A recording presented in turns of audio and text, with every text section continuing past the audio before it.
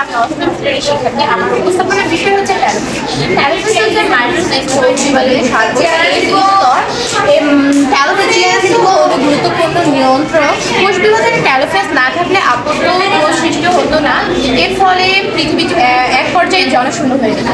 এখন চলুন দেখি আমরা কীভাবে এই মডেলের জন্য প্রথমে আমাদের উপাদান প্রয়োজন শোলা, তারপর সুতা, ক্লার পেপার, তারপর রয়েছে বিভিন্ন ধরনের সাইড পেন। এবং এখানে যে হলুদ রঙটি দেখতে পাচ্ছেন এটি হচ্ছে নিউক্লিয়াস, যা আমরা হলুদ রং হিসেবে চিহ্নিত করেছি।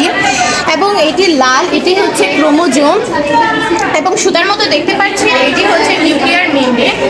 এবং দেখতে পাচ্ছি যে এখানে আমরা দাগ হিসেবে দিয়েছি এটি হচ্ছে কোষ প্লেট, এবং এটি আমরা সাইন পেন দিয়ে তৈরি করেছি। এভাবে আমরা আমার মডেলটি তৈরি এবং ক্রোমোজোমগুলো ইন্টারফেজ চলাকালীন সময়ে উপস্থিত হয়ে প্রোটিনের প্রোটিনে পরিণত হতে শুরু করে।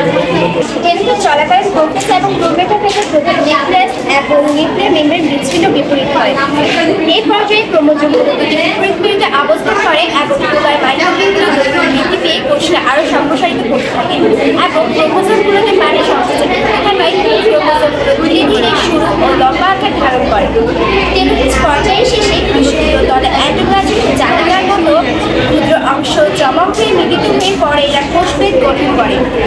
সাইটোপ্লাজমিক আকারের সমূহে সমবর্ধন ঘটে, ফলে দুটি অপত্য কোষ তৈরি হয়।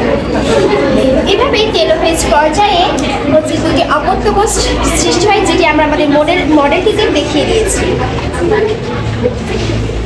এভাবেই আমরা আমাদের উপস্থাপনটি শেষ করছি।